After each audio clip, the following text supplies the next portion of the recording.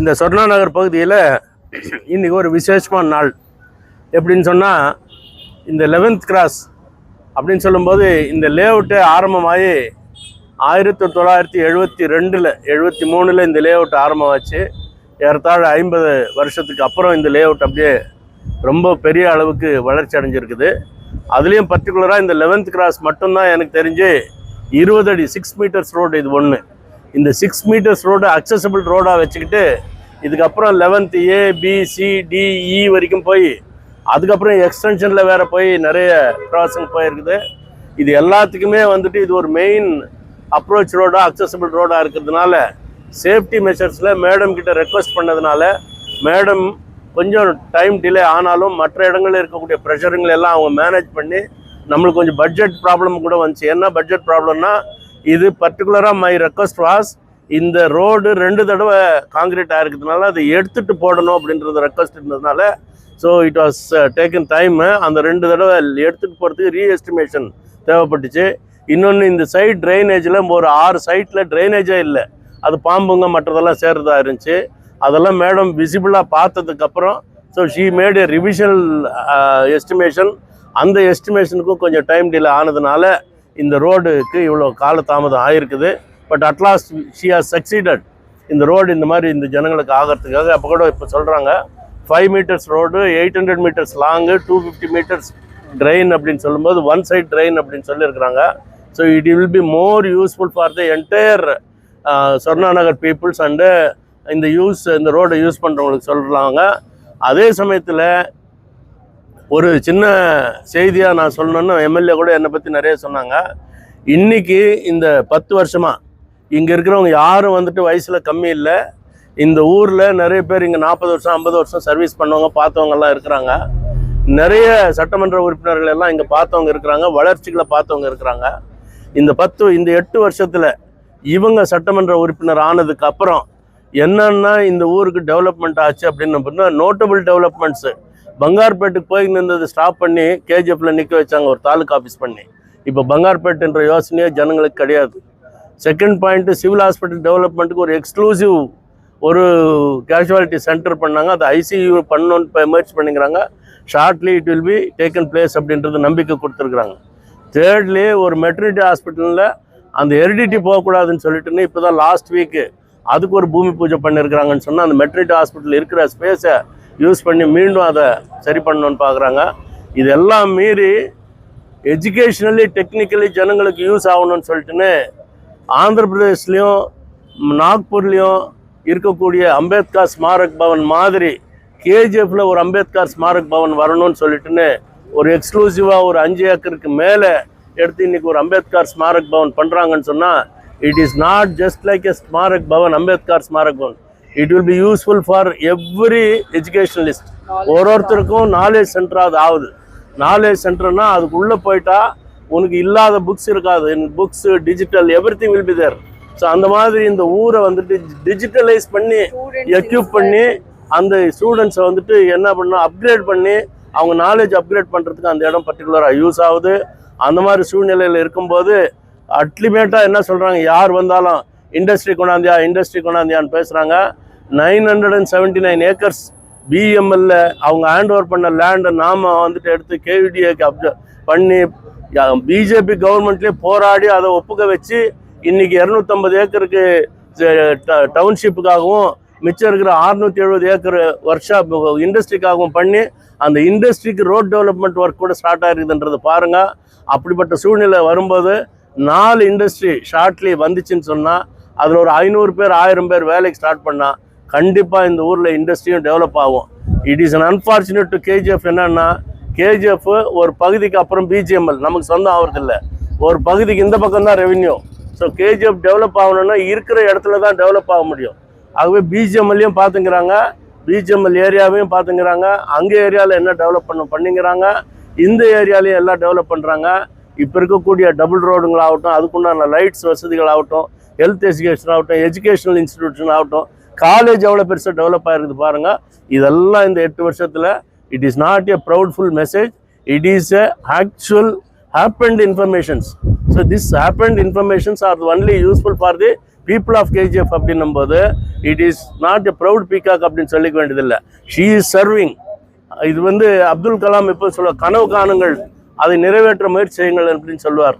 அப்படின்னு சொன்னால் she is dreaming. What she is dreaming is, I wanted to dream that KGF should become a #1 city of Karnataka அப்படின்னு சொல்கிறாங்க. So she is dreaming. So அந்த dream இன்னைக்கு இல்லை நாளைக்கு இல்லை, இட் வில் பி இன்னும் மெட்டீரியலைஸ் ஆகுது. அப்படி மெட்டீரியலைஸ் ஆகும்போது கண்டிப்பாக கேஜிஎஃப்ல இருக்கிற ஜனங்களுக்கு ஆகுது. இன்னைக்கு 1 லட்சம் பாப்புலேஷன் இருக்கக்கூடிய இடத்துல நாளைக்கு இன்னும் மைக்ரேஷன் ஜாஸ்தி ஆகுது. மைக்ரேஷன் ஜாஸ்தி ஆகும்போது இன்னும் ஜனங்க வர்றாங்க, மார்க்கெட்டிங் ஃபெசிலிட்டிஸ் ஆகுது. இன்னைக்கு புல் மார்க்கெட் டேமேஜ் பண்ணியிருக்கிறாங்கன்னு சொல்லிட்டு கொஞ்சம் பேர் பேசுகிறாங்க. There is going to be very huge complex, including parking காம்ப்ளெக்ஸ்லேருந்து ஷாப்பிங் காம்ப்ளெக்ஸ் வரைக்கும் வரப்போகுது. அதுக்குண்டான ஸ்கெட்ச் கூட என்னுடைய ஃப்ரெண்டு அவங்க மருமகன் தான் அந்த டிராஃப்ட் கூட பண்ணியிருக்கிறார், டிராயிங் கூட பண்ணியிருக்கிறாரு. ஆகவே இந்த ஊருக்கு ஒரு டிஃப்ரெண்ட்டு மாடல், ஒரு டிஃப்ரெண்ட் மாடுலேஷன் வர்றதுக்கு இருக்குது. So she is doing our best அப்படின்னும் போது அதை நாம் எல்லாரும் சேர்ந்து இந்த சூழ்நிலையில் அவங்களுக்கு ஒரு நல்ல சப்போர்ட்டை நாம் எக்ஸ்டெண்ட் பண்ணணும். அந்த சப்போர்ட் வேறு ஒன்றும் இல்லை, நம்ம ஹானஸ்டாக என்ன சொல்லலாம், you are doing, we are appreciating you, our appreciations and congratulations are to you always அப்படின்றத நம்ம சொல்லி அவங்களுக்கு இன்னும் கொஞ்சம் என்கரேஜ் பண்ணால் she will bring more funds, she will develop more ways அப்படின்றத நம்ம சொல்லி ஒரு நல்ல எம்எல்ஏவுக்கு பாரபட்சம் இல்லாமல் நாம் சப்போர்ட் பண்ணலாம். So she is dreaming, she is executing, she is dreaming, she is executing. So எல்லா பேரும் நிறைய பேர் ட்ரீம் பண்ணுவாங்க, எக்ஸிக்யூஷன் இருக்காது. she is dreaming one day, the other day she is executing என்னும்போது execution is happening, execution is கண் முன்னால் நடக்குது என்னும்போது let us appreciate, let us honestly congratulate her. So let us welcome furthermore issues and hospitals, health, education மற்றதெல்லாம் கூட பண்ணணும்னு சொல்லி கேட்டுக்கிட்டு இந்த சந்தர்ப்பத்தில் ரெசிடென்ட்ஸ் எல்லாரும் வந்து அவங்களுக்கு ಸಪೋರ್ಟ್ பண்ணதுக்காಗ ನೀವೆಲ್ಲರೂ ಬಂದು ಆಯಮ್ಮನಿಗೆ ತಮ್ಮ ಆಶೀರ್ವಾದಗಳು ಕೊಟ್ಟು ತಮ್ಮ ಬೆಂಬಲ ಕೊಟ್ಟು ಅವ್ರನ್ನ ಸ್ವೀಕರಿಸೋದಕ್ಕೆ ಈ ಕೆಲಸನ ಪ್ರಾರಂಭಿಸಲಿಕ್ಕೆ ತಮ್ಮ ಒಂದು ಸಪೋರ್ಟ್ ನೀಡಿದ್ದಕ್ಕೆ ತಮ್ಮೆಲ್ಲರಿಗಿನ್ನ ಧನ್ಯವಾದಗಳು ಹೇಳಿ ನನ್ನ 2 ಮಾತನ್ನು ಮುಗಿಸ್ಕೊಳ್ತೀನಿ. Thank you.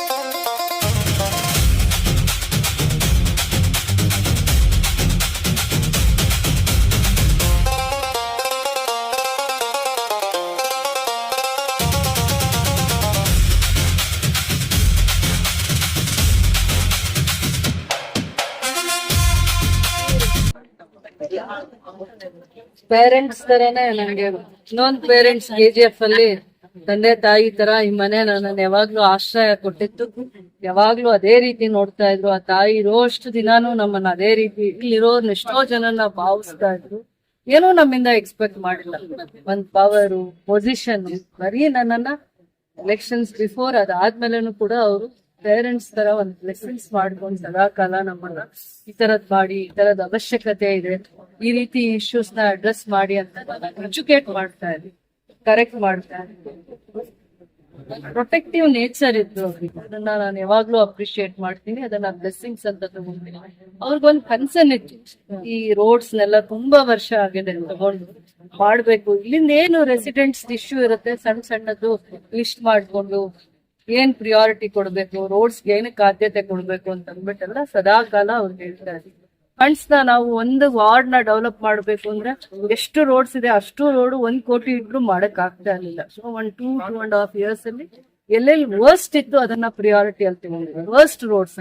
ಅವಾಗ ಇದು ಸ್ವಲ್ಪ ನಿಧಾನ ಆಯ್ತು ಕೆಲಸ ತಗೊಳ್ಳೋರು. ಫಸ್ಟ್ ನಮ್ಗೆ ಗೋಪಿನಾಥ್ ಪ್ರೆಸ್ ಅವರಿದ್ರು, ಆ ಪಾರ್ಕ್ ಮುಂದೆ ರೋಡ್ ಆಗ್ಬೇಕು ಅದು ಸ್ವರ್ಣನಗರ್. ಅವ್ರ ಫಸ್ಟ್ ಡೇಯಿಂದ ನಾನು ಕೇಳ್ತಾ ಇದ್ರು, ನಾನ್ ರೋಡ್ ಮಾಡೋ ಅಷ್ಟ್ರಲ್ಲಿ ಇವತ್ತು ಅವರೇ ಇಲ್ಲ, ಒಳ್ಳೆ ಕಳ್ಕೊಂಡ್ಬಿಟ್ಟಿದ್ವಿ. ಆ ರೀತಿ ನಾವು ಕೆಲಸ ಹೇಗ್ ಮಾಡ್ಬೇಕಂದ್ರೆ ಅವ್ರ ಮನ್ಸಲ್ಲಿ ನಿಲ್ಬೇಕು. ಆ ರೀತಿ ಕೆಲಸ. ಪ್ರಸಾದ್ ಕೂಡ ಇದೇ ಏರಿಯಾದಲ್ಲಿ ಇರ್ಬೇಕು. ಒಬ್ರು ಆಚೆ ಬಂದು ನಿಮ್ ಮೇಲೆ ಕಂಪ್ಲೇಂಟ್ ಹೇಳ್ಕೊಂಡು ಆ ಕ್ವಾಲಿಟಿ ವರ್ಕ್ ಮಾಡಿ ಅವತ್ ನಾವೆಲ್ಲ ಬರ್ತೀವಿ ನಿಮ್ಗೆ ಒಳ್ಳೇದಾಗ್ಲಿ ಅಂತ. ಯಾವಾಗ್ಲೂ ಒಳ್ಳೇದಾಗ್ಲಿ ಅಂತಾನೆ ಕೋರಿದೀವಿ. ನಿಮ್ ಕೆಲ್ಸ ಎಲ್ಲರ ಬ್ಲೆಸ್ಸಿಂಗ್ಸ್ ನಿಮ್ಗೆ ತಂದು ಕೊಡ್ಬೇಕು. ಚೆನ್ನಾಗ್ ಮಾಡೋದ್ನಪ್ಪ ಇವ್ರು, ಈ ಕೆಲ್ಸ ಚೆನ್ನಾಗ್ ಮಾಡಿದ್ದಾರೆ, ಯಾವ್ದು ಕಂಪ್ಲೇಂಟ್ಸ್ ಇಲ್ಲ. ಪಬ್ಲಿಕ್ ಗೆ ತುಂಬಾ ದಿನದಿಂದ ಕಷ್ಟ ಆಗ್ತಾ ಇತ್ತು. ಇದು 800 ಮೀಟರ್ಸ್ ರೋಡ್, 5 ಮೀಟರ್ ಅಗಲ ಇರುತ್ತೆ. ಮತ್ತೆ ವರ್ಸ್ಟ್ ಡ್ರೈನ್ ಇದೆ, ಅದು 250 ಮೀಟರ್ಸ್ ಕೂಡ ಕವರ್ ಆಗಿದೆ. ಈ ಸ್ಟ್ರೆಚ್ ಅಲ್ಲಿ 3 ರೋಡ್ಸ್ ಕವರ್ ಆಗುತ್ತೆ. ಈ ರೀತಿ 3 ರೋಡ್ಸ್ ಏನಿದೆ ಈ ರೋಡ್ ಕವರ್ ಆಗುತ್ತೆ. ಬಹಳ ಹಿಂದಿನ ಬೇಡಿಕೆ ಆಗಿತ್ತು ಇವ್ರದ್ದು. ಅದಾದ್ಮೇಲೆ ಇನ್ನೂ ಒಂದು ನಮ್ ಲೇಕ್ ಡೆವಲಪ್ಮೆಂಟ್ ಅಲ್ಲಿ ಪಾರನ್ಹಳ್ಳಿ ಲೇಕ್ಗೆ ನಮ್ಗೆ ಅನುದಾನ ಬಂದಿದೆ. ಅದು ಪಾರ್ಕ್ ಜೊತೆಗಿಂತ ವಾಕಿಂಗ್ ಪಾತ್ ಮಾಡ್ತಾ ಇದೀನಿ. ಬೇರೆ 2 ಜಾಗದಲ್ಲಿ ನಾವ್ ಆತರ ವಾಕಿಂಗ್ ಪಾತ್ ಮಾಡಕ್ ಆಗ್ತದೆ. ಒಂದು ಅಶೋಕನಗರ್ ಬಿಟ್ಟು ಮುಂದೆ ಸ್ವಾಮಿನಾಥಪುರಂ ಬಿಟ್ಟು ಇನ್ನೊಂದು ಚೂರ್ ಮುಂದೆ ಇದಕ್ಕೆ ಹೋಗ್ತೀವಲ್ಲ, ಆ ಜಾಗದಲ್ಲಿ ನಮ್ಗೆ 26 ಎಕರ್ಸ್ ಲೇಕ್ ಸಿಕ್ಕಿದೆ. ಅದನ್ನ ನಾನು ವಾಕಿಂಗ್ ಪಾತ್ ಮಾಡ್ಬೇಕು, ತುಂಬಾ ಜನಕ್ಕೆ ಅನುಕೂಲ ಆಗ್ಬೇಕು, ಆರೋಗ್ಯ ದೃಷ್ಟಿಯಿಂದಾನು ಕೂಡ ತುಂಬಾ ಸೀನಿಯರ್ ಸಿಟಿಜನ್ಸ್ಗೆ, ಯಂಗ್ಸ್ಟರ್ಸ್ಗೆ ಯೂಸ್ ಆಗ್ಬೇಕು ಅಂತ ಅಂದ್ಬಿಟ್ಟು 2 ಪ್ರಸ್ತಾವನೆ ಇಟ್ಟಿದೀವಿ. ಅದರಲ್ಲಿ 2 ಕೂಡ ನಮ್ಗೆ ಸ್ಯಾಂಕ್ಷನ್ ಆಗಿದೆ. ಎಷ್ಟು ಅನುದಾನ ಅಂತ ಗೊತ್ತಿಲ್ಲ. ಬಂದಿದ ತಕ್ಷಣ ಫಸ್ಟ್ ನಾವು ಪಾರನಹಳ್ಳಿಗೆ ಮಾಡ್ತೀವಿ. ತುಂಬಾ ಜನಕ್ಕೆ ಅನುಕೂಲ ಆಗ್ಬೇಕು. ಒಳ್ಳೆ ಪಾರ್ಕ್ಸ್ ಡೆವಲಪ್ ಮಾಡಕ್ ಆಗಿರ್ಲಿಲ್ಲ. ಈ ಸತಿ ನಮ್ಗೆ ಕಿಂಗ್ ಜಾರ್ಜ್ ಹಾಲ್ ಪಾರ್ಕ್ ಮತ್ತೆ ಪಾರನಹಳ್ಳಿದು ಮತ್ತೆ ಇನ್ನೊಂದು ನಮ್ಗೆ ಅಶೋಕ ರೋಡ್ ಪಾರ್ಕ್, ಅದು ಈಗ ಏನು ಸಿಕ್ಕಿದೆ ಲೇಕ್ 26 ಎಕರ್ಸ್, ಅದನ್ನ ಕೂಡ ನೈಟ್ ಟೈಮ್ ಕೂಡ ವಾಕ್ ಮಾಡ್ಲಿಕ್ಕೆ 8 to 8 ಹತ್ರ ಒಂದು ಆಲೋಚನೆ ಎಲ್ಲ ಮಾಡ್ಕೊಂಡು ತುಂಬಾ ಒಳ್ಳೆ ರೀತಿಯ ಪಾರ್ಕ್ ನ ಮಾಡ್ತಾ ಇದೀವಿ. ಅದಕ್ಕೆ ಸೇಫ್ಟಿ ಮೆಜರ್ಸ್ ಎಲ್ಲ ನೆಕ್ಸ್ಟ್ ಜಾಸ್ತಿ ಆದ್ಯತೆ ಪಾರ್ಕ್ಸ್ ಡೆವಲಪ್ಮೆಂಟ್ ಗೆ ಕೊಡ್ತೀನಿ. ಎಲ್ಲ ಯಂಗರ್ ಜನರೇಷನ್ಸ್ಗೂ ಫಿಟ್ನೆಸ್ಗೆ ಜಾಸ್ತಿ ಇಂಪಾರ್ಟೆನ್ಸ್ ಕೊಡ್ಲಿ. ಯಾವಾಗ್ಲೂ ಕೆಲಸ ಮಾಡೋದು ಒತ್ತಡದಲ್ಲೇ ಪ್ರತಿದಿನ ಕಳೀತಾ ಇದ್ದಾರೆ KGF ಅಲ್ಲಿ ಜನ. ಶನಿವಾರ ಭಾನುವಾರ ಸಂಜೆ ಟೈಮ್ ಟಿವಿ ನೋಡೋದ್ ಬಿಟ್ಬಿಟ್ಟು ಪಾರ್ಕ್ ಅಲ್ಲಿ 1 ಗಂಟೆ 1 ಗಂಟೆ ಕಾಲ ಓಡಾಡುವಂತ ಅಭ್ಯಾಸ ಬೆಳೆಸ್ಕೊಳ್ಳಿ ಅಂತ ಇನ್ ಸ್ವಲ್ಪ ಹೊಸ ಚೇಂಜಸ್ ನ ತರಬೇಕು ಅಂತ ಒಂದು ಆಲೋಚನೆ ಇದೆ. ಅದು ತುಂಬಾ ನಂಗೆ ಮಾರ್ಗದರ್ಶನ ಕೊಡ್ತಾ ಇದ್ರು. ಅದೊಂದು ನಂಗೆ ಸೆಂಟಿಮೆಂಟ್ ಇದೆ. ಈ ಕುಟುಂಬ ಅಂದ್ರೆ ಇವ್ರಂದ್ರೆ ವಿಶೇಷವಾಗಿ ಯಾವಾಗ್ಲೂ ಅದೇ ತರ ನಿಂತು ರಾಜಕಾರಣ ಮಾಡಕ್ ಯಾರ ಮುಂದೆನೂ ಬರ್ಲಿಲ್ಲ, ಯಾರ ಮುಂದೆನೂ ಪೈಪೋಟಿ ಮಾಡ್ಲಿಲ್ಲ. ಎಲ್ಲ ಒಳ್ಳೆ ಮಾರ್ಗದರ್ಶನ ನೀಡಿ ಹಿಂದೆ ನಿಂತ್ಕೊಂಡು ಪ್ರೊಟೆಕ್ಟಿವ್ ಆಗಿ ಇರ್ತಾ ಇದ್ರು ಎಲ್ಲಾ ಸಂದರ್ಭದಲ್ಲಿ. ಅದನ್ನ ನಾನು ಅಪ್ರಿಶಿಯೇಟ್ ಮಾಡ್ತೀನಿ. ಯಾವ ಅನುದಾನ ಮೇಡಮ್ ಇದು? PMID ಚೀಫ್ ಮಿನಿಸ್ಟರ್ ಇನ್ಫ್ರಾಸ್ಟ್ರಕ್ಚರ್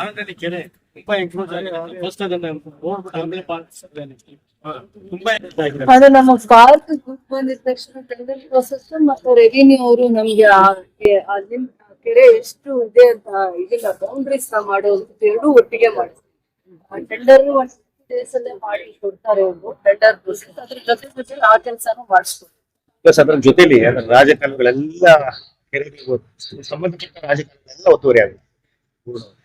ಅಧಿಕಾರಿಗಳು ಕೆಲಸ ವರ್ಷದಿಂದ ಏನೇನೋ ಆಗ್ಬಿಟ್ಟಿದೆ. ಈಗ ಸರಿ ಮಾಡೋಣ, ಮೊದಲೇ ದಿನಾನೇ ನಾನ್ ಮಾಡ್ತೀನಿ ಅಂತ ಹೇಳಕ್ ಆಗಲ್ಲ.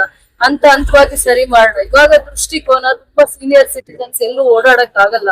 ಆ ರೋಡಲ್ಲಿ ವೆಹಿಕಲ್ಸ್ ಮೂವ್ಮೆಂಟ್ ಆಗ್ತಾ ಇರುತ್ತೆ. ಅದರಿಂದ ನಾವು ಅವರಿಗೆ ಒಂದು ಸೇಫ್ಟಿ ಆಗಿರುವಂತದ್ದು ವಾಕಿಂಗ್ ಪಾತ್ ಇರ್ಬೇಕು, ಅವ್ರು ಓಡಾಡೋ ಜಾಗದಲ್ಲಿ ಗಿಡಗಳಿರ್ಬೇಕು, ಪ್ಲಾಂಟೇಶನ್ಸ್ ಇರ್ಬೇಕು. ಅದಕ್ಕೆ ಫಾರೆಸ್ಟ್ ಅವರು ನಗರಸಭೆಯವರು ಸೇರಿ ಬಂದು ಎಲ್ಲೆಲ್ಲಿ ನಾವು ಪಾರ್ಕ್ ಡೆವಲಪ್ ಮಾಡ್ತೀವಿ ಅಲ್ಲಿ ಇನ್ ಸ್ವಲ್ಪ ದೂರದೃಷ್ಟಿಯಿಂದ ಪಾರ್ಕ್ಸ್ ನ ಮೇಂಟೆನೆನ್ಸ್ ಡೆವಲಪ್ಮೆಂಟ್ ಎರಡೂ ನಾವು ತುಂಬಾ ಪ್ಲಾನ್ ಆಗಿ ಮಾಡ್ತೀವಿ.